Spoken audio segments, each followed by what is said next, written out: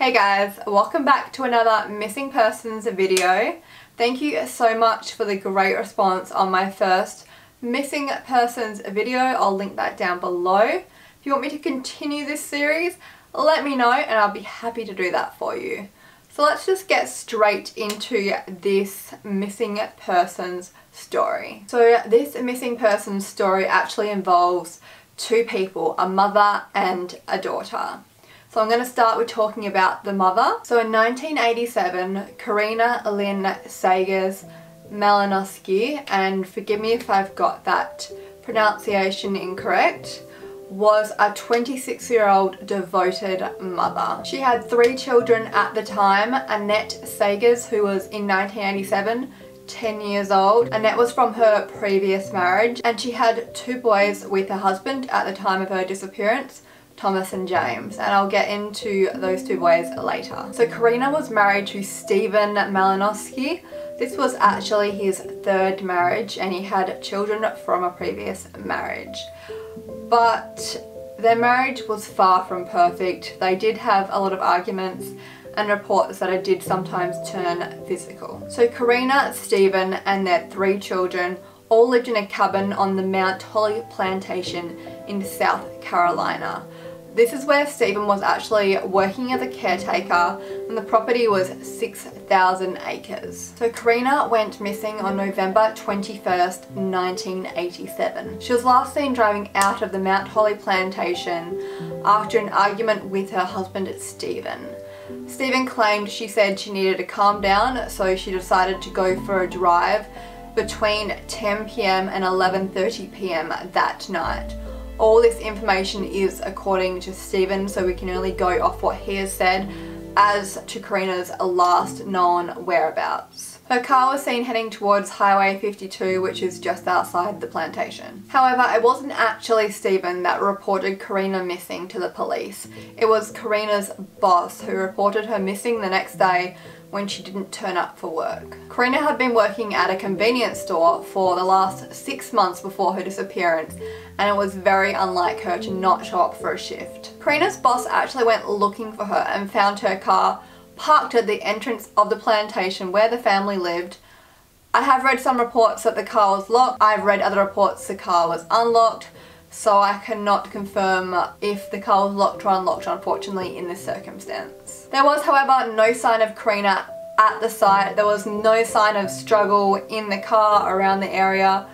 There was basically no sign of her whatsoever.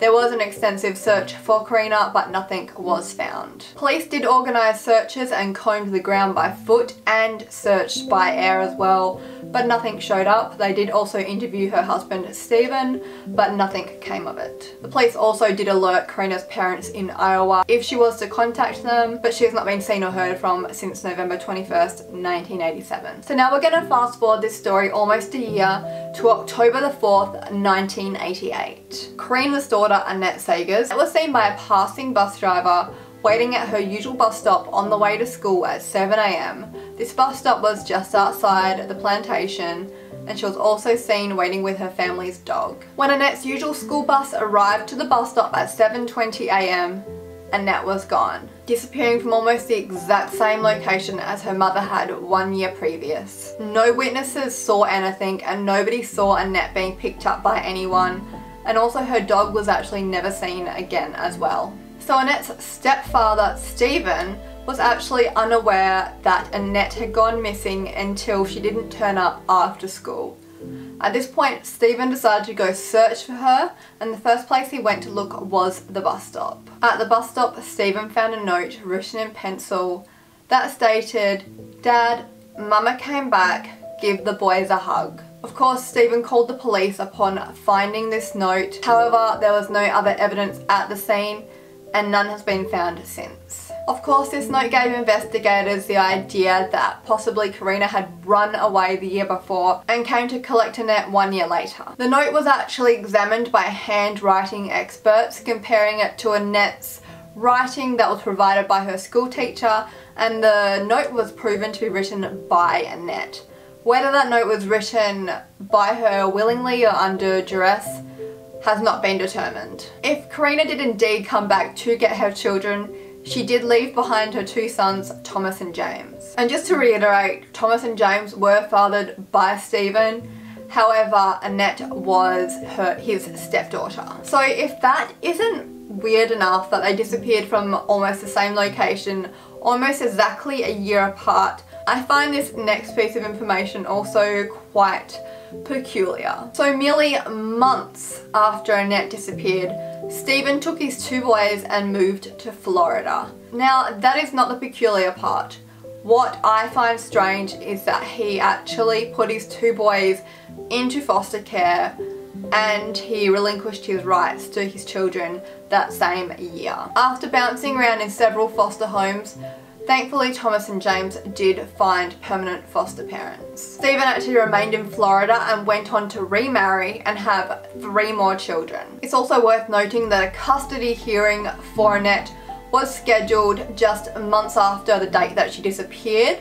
Her family did want custody of her, and I don't believe Stephen did want custody of her. So from this point on, the case actually remained cold until the year 2000. In 2000, an anonymous caller contacted the police and told them they would find Korrina's body in Sumter County. Investigators took a cadaver, I believe it's pronounced, sniffing dog to the location, who had a very good reputation for finding difficult items. However, nothing was found at the site, and unfortunately this case remains unsolved to this day. Annette's case is actually classified as a non-family abduction due to lack of evidence about her and her mother's fate. Okay, so now let's get into the theories of what could have possibly happened in this case.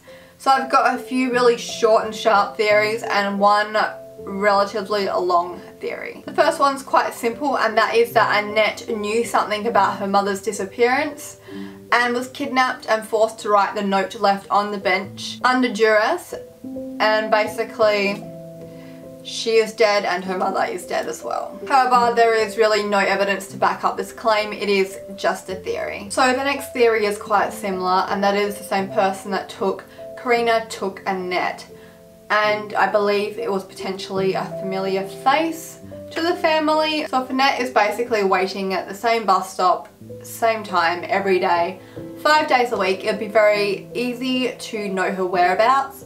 And furthermore, if it was a face she recognised and someone told an 11-year-old girl that their mum that had been missing for a year had returned, I think logic may go out the window and you would go with that person.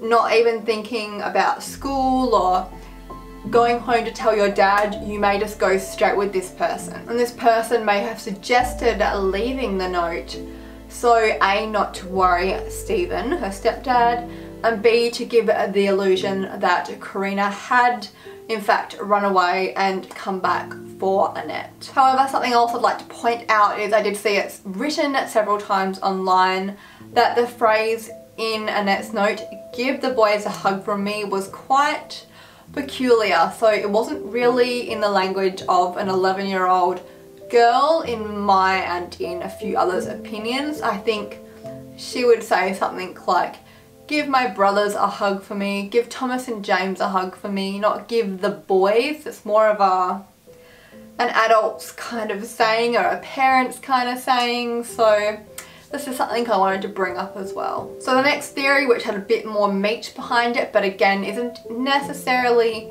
true, I guess it just looks bad, is that Stephen had something to do with his wife and stepdaughter's disappearance. So the theory is that Stephen basically killed them both 1 year apart and left the note himself to make it look like Korrina had just run away and then come back for Annette a year later. Of course, he would have had to have made Annette write that note. So maybe he threatened her somehow into writing the note. I'm not too sure, but as I said, that note was confirmed to be written by Annette. So the time that Annette disappeared, which was somewhere between 7 AM and 7:20 AM, and then the time that she was reported missing, which was by the time school finished, was a really huge chunk of time to be able to kill and hide a body, especially when you live on a 6,000 acre property. Furthermore, of course, Stephen obviously knows where his daughter waits for the bus and would know her whereabouts. However, going against that theory is, why would Stephen let Annette go all the way to the bus stop and wait for the school bus if he had planned to kill her that day? Would he simply not have just kept her home? Wouldn't it be too much of a risk to go and collect her from the bus stop between 7 and 7:20 AM and risk a witness or someone seeing him collect his daughter? It just seems very strange. The other thing I find strange is that the school didn't call Stephen to let them know that Annette didn't turn up for school that day. However, this being in 1988, I don't know if schools didn't really ring parents if kids didn't turn up. It was just not a done thing in those days. I'm not too sure, but it just seems odd to me that a parent wouldn't be contacted if their 11-year-old daughter or stepdaughter did not turn up for school. I also think it's kind of strange that Stephen decided to look for Annette instead of phoning the police straight away, and then happened to find her note on the bench. And I haven't been able to find any information about how that note was written, as far as, was a note put under a rock or was it in a notebook? How did it remain on that bench from 7 AM-ish in the morning till later that afternoon? And then even if by some miracle it had, no one else took that note, it's just very strange. However, if he had something to do with her disappearance, he could have easily have brought that note with him, claiming he was looking for his daughter in one of the last places she would have been seen, and then happened to find this note that he potentially made her write before killing her. I do also want to add in that the 6,000 acre property was searched by police. However, of course, that is a large area to cover, so hopefully they did do that correctly. Also, the fact that he put his 2 biological sons into foster care potentially means he wanted a fresh start. That and the fact he moved to Florida, he remarried and had more children. It's just very strange behaviour. On the other hand, if Stephen had nothing to do with it and he truly believed that his wife had run away from him and taken Annette, then potentially he gave up their 2 sons out of spite, but I feel like that's a stretch. But I do actually have a quote about parents that abandon their children. I will leave the article below. The quote basically states, I've just got it written here, "Quite often the parents who abandon children feel abandoned themselves in terms of feeling isolated, not having a support system in which they can vent, talk, whatever." There is also a second statement, which was drug abuse is also a factor. I'll get into that in a minute. So basically, if Stephen had felt isolated because his wife had left him, had no one to talk to, was in a bad state of mind, he may have just not felt emotionally capable to look after even his own 2 sons. Now, Thomas and James, who of course are now grown up, have since claimed that Stephen was, / I believe maybe is, still a drug addict, so that could also potentially have something to do with the situation as to giving his own children to foster care. And my last theory is, of course, that Korrina did in fact run away to start a new life and came to collect Annette 1 year later. She potentially took that year to set up her life, and of course she would have known her daughter went to that bus stop to go to school between 7 and 7:20 AM every day, and it wouldn't be too hard to go collect her daughter, whereas it would have been more of a challenge to collect her 2 sons, and maybe she felt that she wanted to leave Thomas and James with their biological father instead of taking 3 children on the run. I still don't know if a mother could leave her 2 sons behind, and also if they have been on the run, they've now been on the run and gone undetected for 30 years. That seems like a long time to go undetected in society. So Thomas and James do still have hope of finding their mum, who would be 57 years old this year, and it would also be turning 41 this year. The case does remain open. So that is all the facts, all the theories that I have researched and found in this case. If you have any of your own theories or any information to add, please write it in the comments below. If you found this video interesting, let me know by giving me a thumbs up and letting me know in the comments. If there's any cases you'd like me to cover, let me know. and don't forget to subscribe. I'll see you guys very soon. Bye guys.